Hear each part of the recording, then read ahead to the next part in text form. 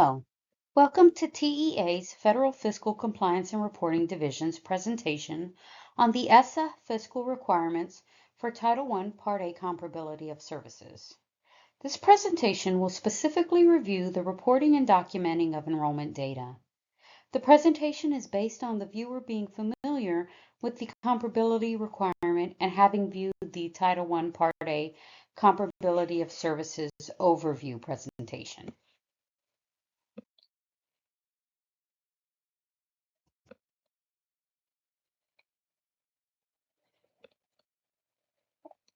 Based on last year's validation review of the comparability computation forms, TEA has identified some common issues which are occurring among school systems. We believe additional clarification is needed.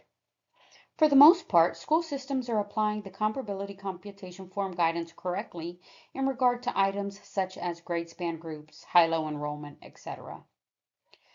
The issues identified are not occurring within how the school systems are conducting the comparability testing. Rather, the issues are occurring within the data the school systems are using in the comparability calculations. The fiscal requirements for the comparability requirement are federal law. Because the consequences of noncompliance with the comparability requirement is the return of all Title I Part A funds for the fiscal year, TEA collects the comparability data during the fiscal year under review. This allows for any non-compliant campuses to be brought into compliance with the requirement. School systems are required to test for compliance using current year budget data. The term expenditures is used, but because the requirement is tested during the current year, school systems must report budget data where applicable. Because you're required to test for compliance using current year budget data, the school system should not report the previous year's data, the current total expenditures to date, when reporting the state and local expenditures. You're reporting budgeted data. For example, for school year 25-26, you should report the 25-26 enrollments and the 25-26 state and local budgeted amounts, FTEs, etc.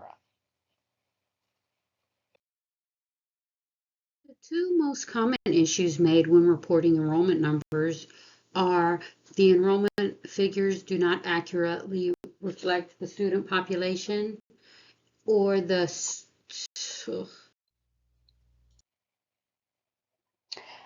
comparability test and enrollment figures must accurately reflect the student population.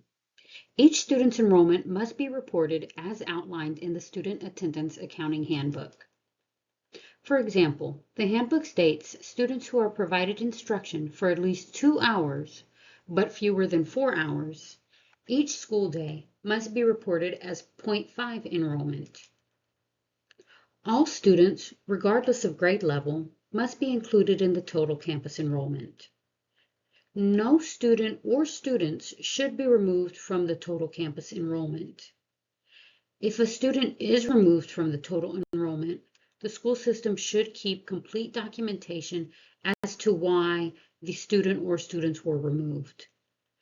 There is not a comparability exclusion that allows a school system to remove any student from the total enrollment.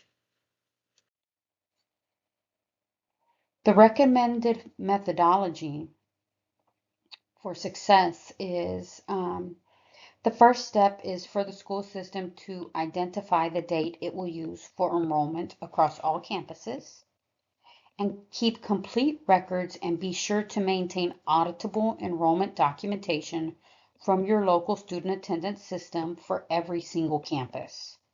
You want to enter the enrollment for each campus as it is in the local student attendance system. Do not add students, do not remove students. If an adjustment is made, you must keep complete supporting documentation as to why an adjustment was made to the enrollment figures and ensure that an auditor can arrive at the same figure the school system reports by carefully detailing the changes numerically. You want to keep complete records as to why students were removed or added to the enrollment numbers with official records as documentation. You want to keep all your documents which support the enrollment numbers reported per the school system's record retention schedule.